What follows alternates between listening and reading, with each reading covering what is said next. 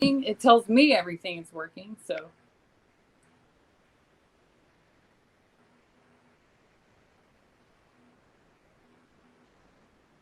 Wonderful. Hi, everyone. Hi, Christine. Hello, Mary. This is my lovely sitting chair that is right next to my giant, lovely crab house. There's a wonderful crab butt right here. Everyone else is under the dark place that's in the back corner because that's where everyone lives, except for Polka Dots. She really likes this bark that's up top. Thank you. Hi, Stacy. I've actually met Stacy. I have two of Mary's babies. They are very much not babies. Polka Dots, who sleeps up there, is one of them. And I guess they are on the rather larger side of those babies. They're pretty big.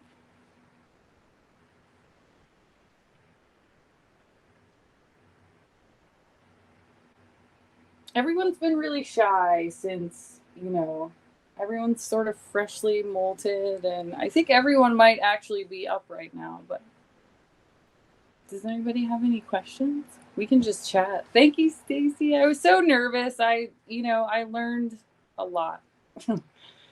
There's you know, I don't do talking things really. It is. Yes. So I got one of the saucers. It wasn't one of Meredith's wonderful saucers, but it was a saucer, and it was basically the same thing. And I made it nice, and we put jute on it, so it was nice, and no one would ever use it, ever, just ever. I put food on it, did all of the things, tried so hard. Nobody liked it. I was like, this is crazy. And so figured we would try that. And that just happens to be the one that had really great reviews. And I found it on Amazon, and they love it. It's just all night long. I have to put another one in here. Actually, I'm working on building a way to get it to stay because they just 3, 4 crabs deep on this one wheel. I saw that. I saw that. They actually make, I think the place that makes it, it's actually for this wheel. And I am absolutely going to get one. I just need to, we've had a really, really just a wild ride. And, some of you know my original tank, which was like 150 gallon, just spontaneously cracked, a giant crack across the whole entire tank. It really was not savable. It was all the way through. It was spidered in several places. So that kind of smacked me a little bit. So I don't have a lot of spare crab money at this moment, but it's definitely something that I would love to do. Yes, the tank of betrayal. I worked so hard on that tank, Stacy. I have and I had documented the whole thing and was going to put it all together, because it was a huge build from, here's this grody giant tank that I could literally fit in, and re-siliconed everything, everything was nice. And I really genuinely have no flipping idea what could have even happened. I was so sad. I cried very many tears because it was a lot of work and it was really cool. And it was honestly a lot more room, and you don't always find amazing deals like that. It was really inexpensive for what it was. Even on sale, the 75-gallon cost me more dollars than it cost me to get that one. Yeah, of course, exactly. I can't wait to get one though. I'm sure that it's many many miles when it really gets down to it, because honestly, the very moment the lights go off. So I would say that it was definitely post adopting. I feel like we are the story of very many people, and I actually had nothing to do with getting them. My mother in law, we super way too long story short, but it's just my mother in law now, and she really needed help. So we live in a family house. my partner and I and our two younger sons, because my oldest son is a whole grown human who lives on his own in his own house. Uh, and she came out one morning and asked my 12-year-old son if she thought that my 4-year-old, if he thought that my 4-year-old would like hermit crabs. And yeah, no.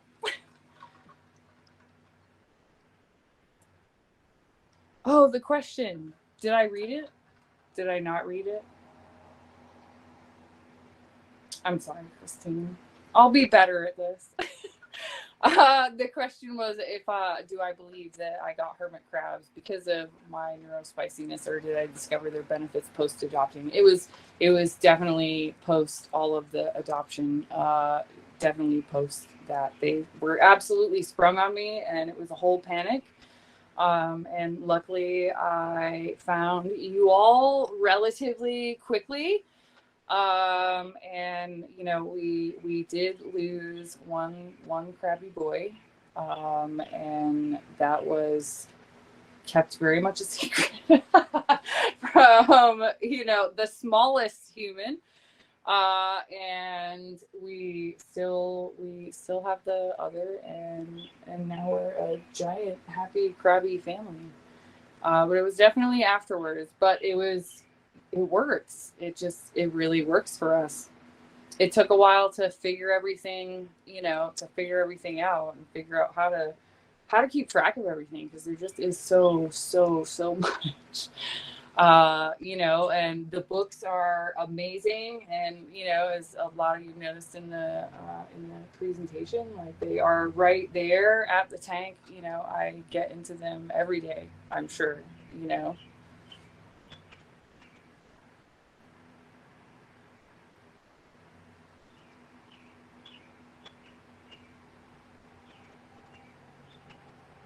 Oh, Mary, I still really want to talk. It's just a montage of people talking about how they've changed their lives. That would be an amazing talk, because there are so many people. Yeah. And it's so different, you know, everybody's story is so different. There is obviously a lot of commonality. Exactly.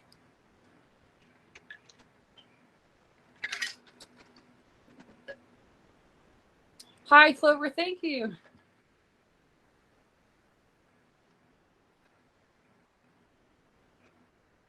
Stacy is asking, do I feel differently about my crabs versus my other pets?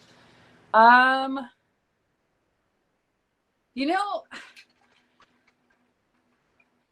that's a really interesting question for me, because I just lost my long-term furry companion. I had my dog Panda, who I guess you can't really see, but there's actually, I had someone make a tiny magnet of him. One of the other crabs is named after him, and he was my very best friend for like 12 years.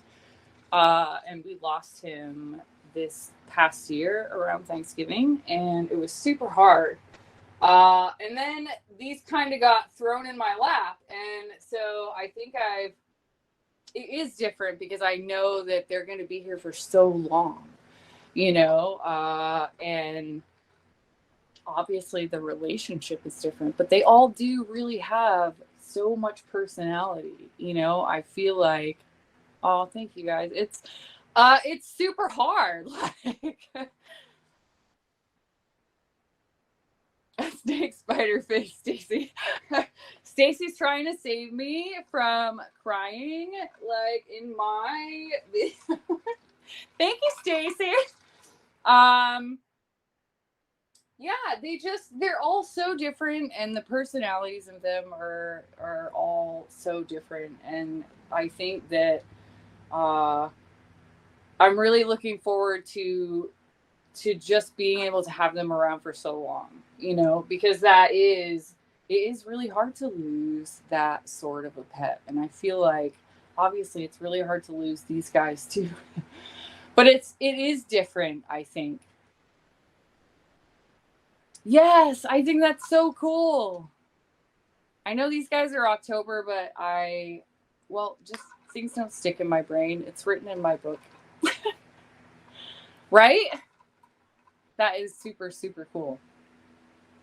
Stacey's talking about knowing all of the captive bred babies' birthdays, which is amazing. Actually being able to we're really the first people that are able to track these things and see these things.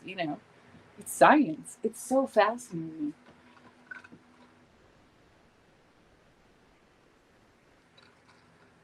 I hope I haven't missed any questions. It's hard to put the camera things in a place where my terrible eyeballs can still see the actual things. Yeah. Super close. Yeah.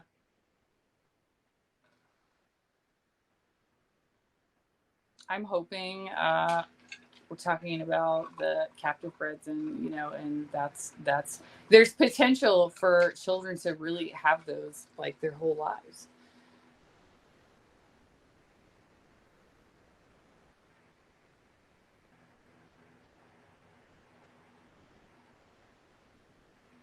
So I have thought of other ideas, and honestly, Christine is asking if I have thought of other things since making the talk, and specifically for helping neurospicy people, and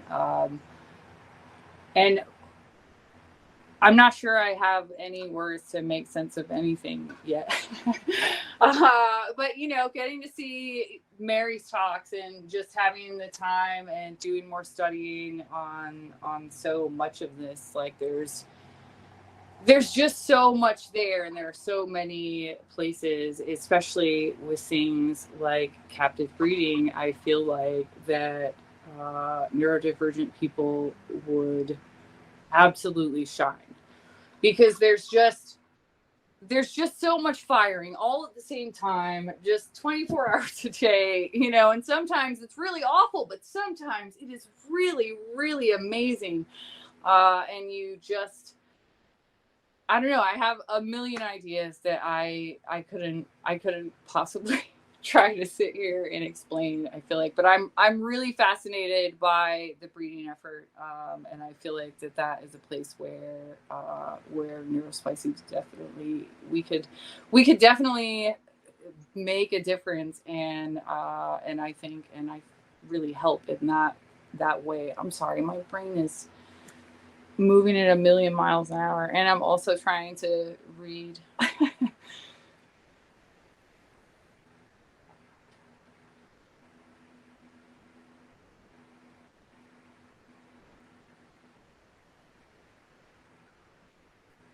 Mary, thank you. It is absolutely all the way so much on my list I can't even explain to you. Life has just been really crazy, and there are things that, while I know I can do it inexpensively, like there still is a lot of preparing that I will need to do. And now that my talk is officially done, I feel like I can work that. Okay, so currently, since moving to this tank, we are back to Meredith's pools. But I guess it's kind of hard to see, but there's a rather large gap in the back where there's just a couple of food dishes that are hanging out right now. And I'm working on getting some gallon pools. So there will be gallon pools for both set up in here with filtration, and I need to do a little bit more research on what is safe for them. But mostly the filtration for the freshwater pools will be more aquatic plant life, less mechanical filtration.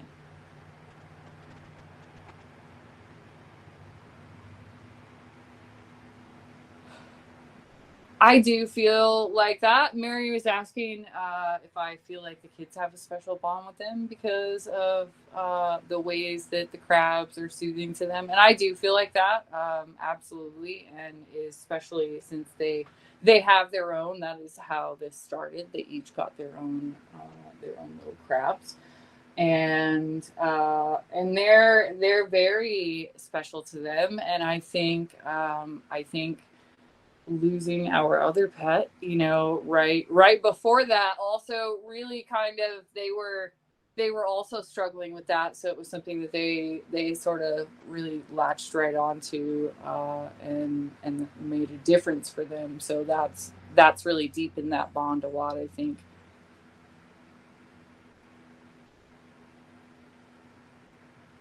It's a 75-gallon tank, and then the topper is a 40, one of the 40-gallon reptile things. Sorry, someone was asking the size of the tank. I will just keep reading the questions after. I'm sorry, Christy. I'm trying so hard.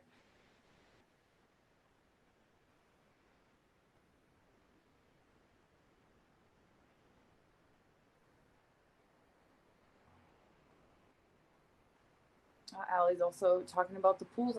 So my plan for those, the 1 gallon pools are not exceptionally high, and of course we know that they all really like to climb. So I don't intend to bury them in the substrate.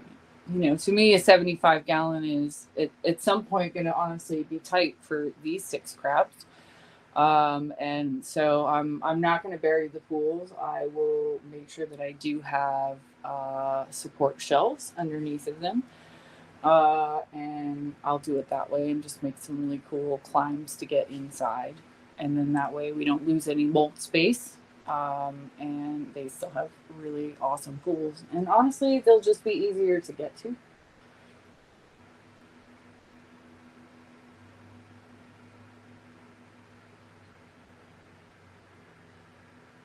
Oh, thank you, Carrie.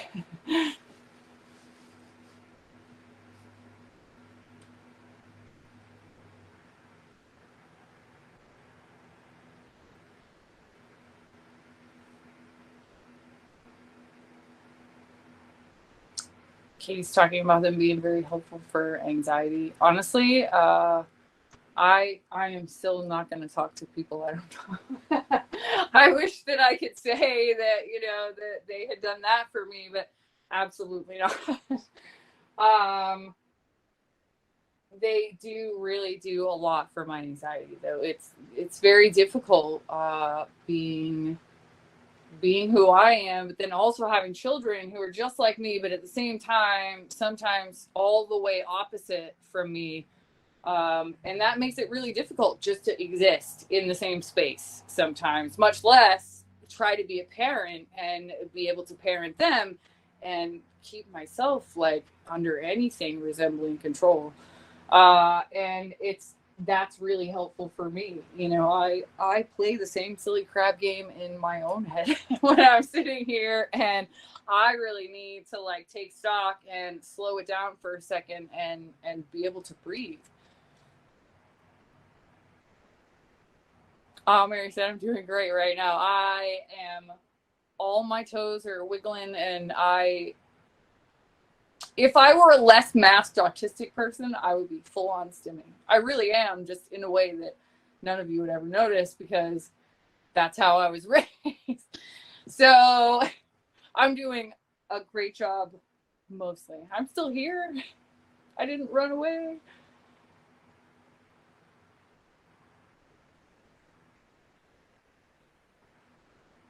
Stacey's talking about it's okay not being ready to talk to people, and it's so there. It's not a lot of time. It seems like there's a lot of time to do their a talk, and that you'll have all sort, like I had so many things I wanted to talk about, and I started getting through things and basically practice running myself, and I had to take so much out like because there just was definitely not time, trying to make sure that it was going to be that happy medium. And there is so much else, and there's so many other things that I am trying to work on that I do want to do. Was it an hour, Stacy? Stacy said last year she did a whole hour. but there are so many other ways that, that you could help. And even my poor, very spicy little self here, there's a few things that I'm still brainstorming and working on for things that I can do with my art. And I'm a whole full time, I just do my own jam. Like, I'm not people fit. Like, the workforce is not for me. Like, the 9 to 5 would just, it would be absolute murder. I would not be able to function as a human being or raise human beings. And honestly, I'd much rather be the person raising my human beings, because, well, the world is a big, scary place. And, I would much rather be the one doing that person.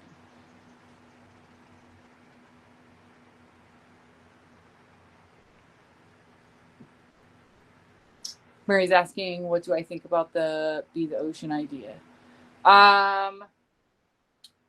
Do you mean what you were talking about in your presentation?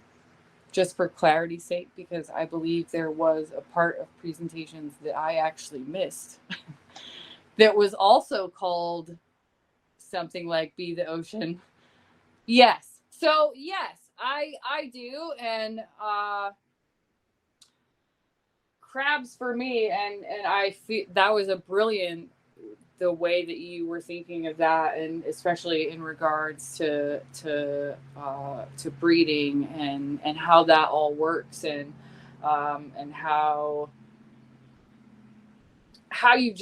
you really do have to just roll with it. Sometimes there's just not stuff that you can change, and that's just the way that it is. As an autistic person, especially with the children, and the youngest one, it's not. He's got really no control over those things, and when you're really small, especially as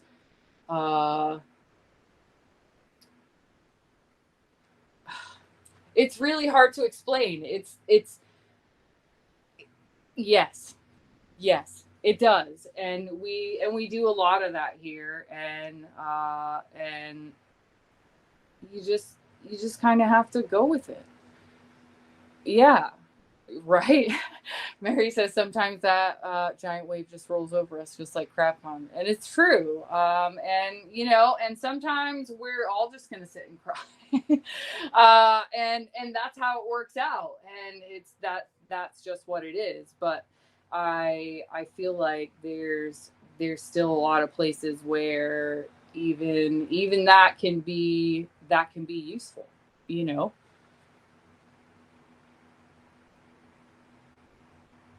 Christine says, I know you touched on how to engage your neurospicy children in crab related things. I think you mentioned your youngest being 4. My neurospicy child is 3. What are some things you'd like to do with your younger child who has a hard time with regulation and self control, like can't help with food changes, etc., for concerns of ingesting the food?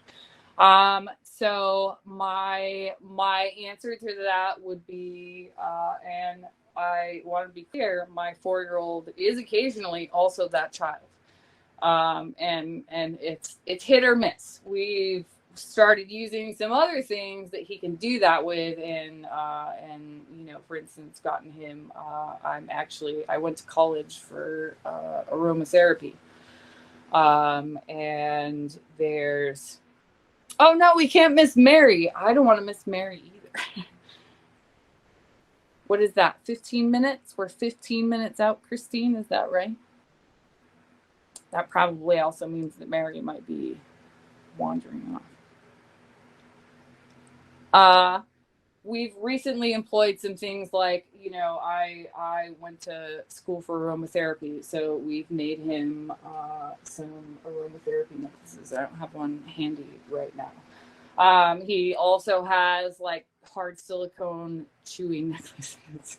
And it sounds crazy, but that's what he needs, and so that's what we supply in the safest way we can possibly do. But if that's not an option and it's still going to be an issue, I would make sure that they're in things that he can't open. It's all of our food is in jars. He'd never be able to open them. And you could still let him help choose him, her. I didn't happen to notice. I'm sorry. Um, Choose the foods, so they'll still be prepared somewhere that is up and out of the way, so they couldn't ingest any of the food, but they could still help you choose the foods.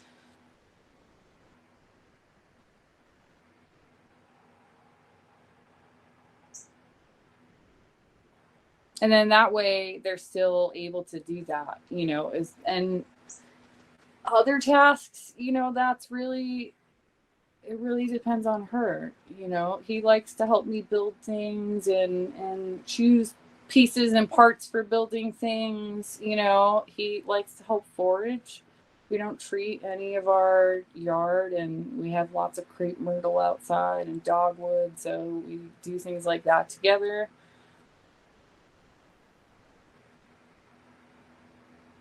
I love the smaller frushers.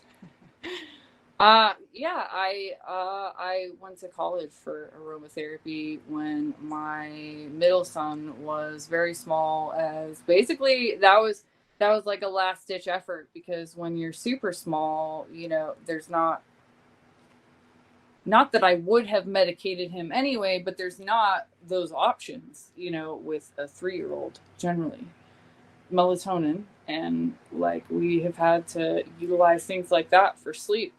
But that was actually the driving force. So yeah, I went to college for, I think I only took a year to do it. It was basically do it at your own pace.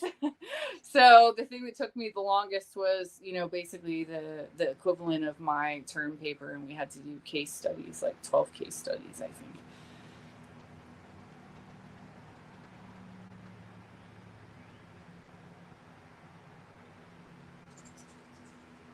Some of them do really smell like human food, and some of our food that we keep for them is human food. Yes, I caught some of Christine, but not really up to where she was talking about things that were particularly relevant to my kids. Stacy's talking about checking out Christine's talk on the replay. I'm super excited for replays because, as I mentioned to Mary earlier, it was an awful last few. It's been an awful last few days. Uh, Rory is not done a really great job at adjusting to, it's not school, and it's really intensely difficult to keep a super rigid schedule just as a house of madness like we all are. So it's been a time.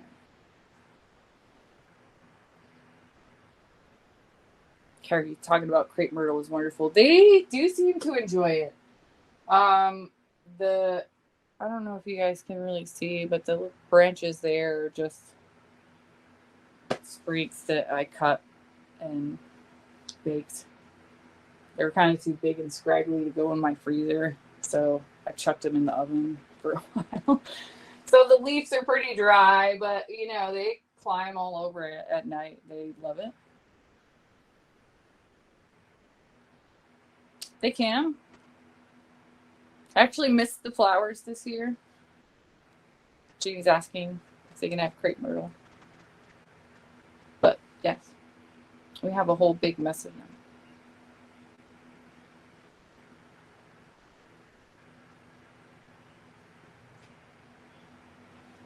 Does anyone have any other questions? I don't know about you guys, but I don't want to miss Mary.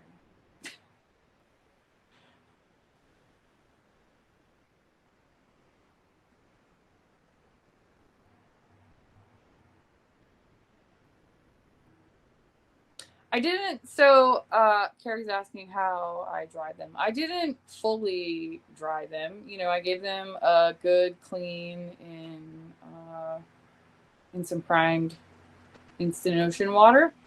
And then, as you can see, they're kind of smallish branches, so they didn't spontaneously combust in my oven. And then I baked them for long enough to make sure that no creepy crawlies that don't actually belong in the crab house got into the crab house. And that's it. Hold them cool, and honestly, I just put them in their hole. But I am going to go harvest a boatload of leaves and do basically the same thing, only I'll probably not dry them. I think I'll just freeze them so we can have some fresh ones.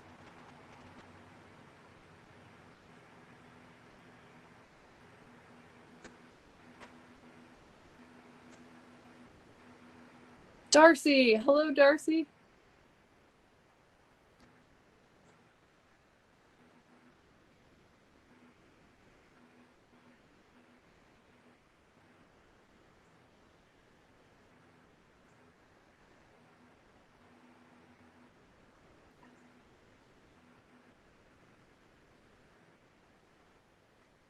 Yes, absolutely.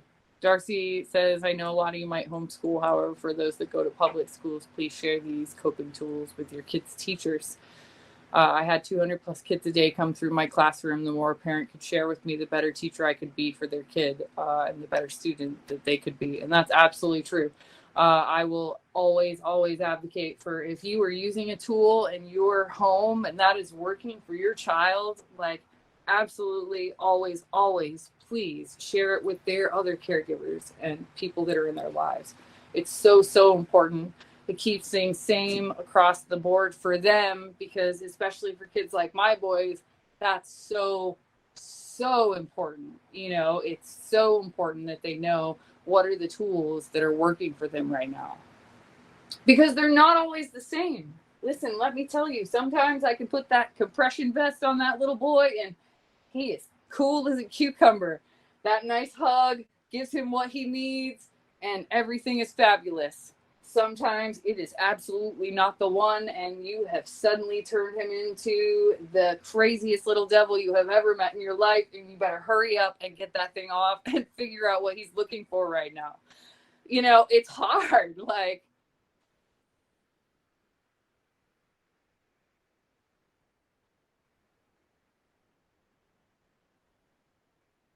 oh, that's a really great question. Katie Roberts asked, with getting so intensely interested in things as a neurodivergent, do you experience burnout? So my answer to that is basically twofold. With stuff kind of things, like,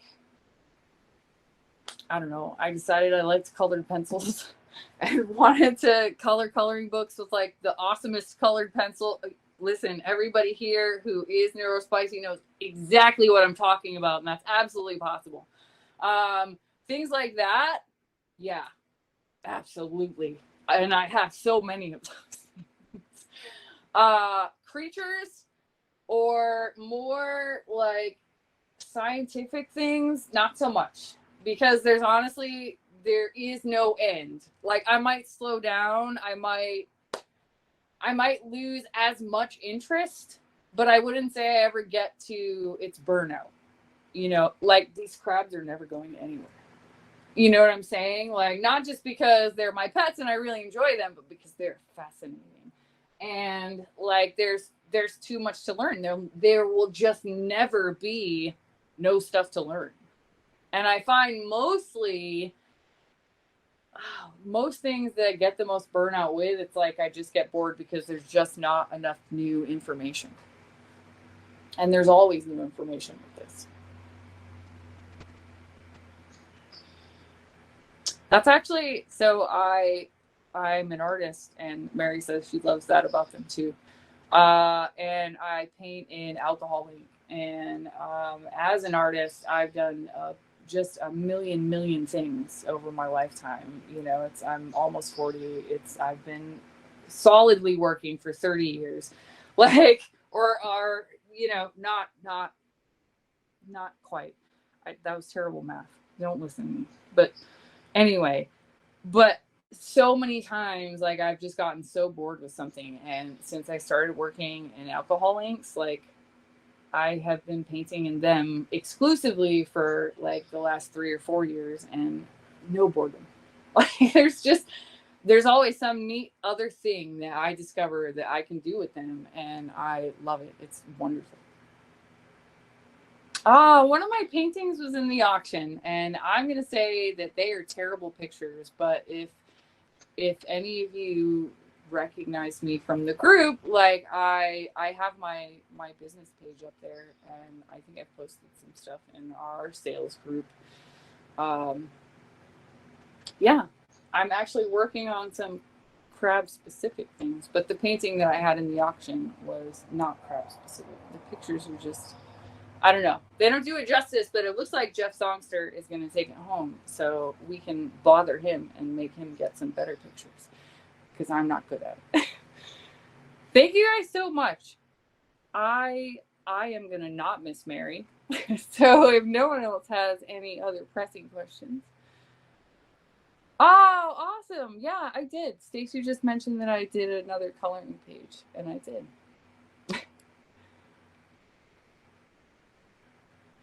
There are other coloring page ideas also in the works, I think.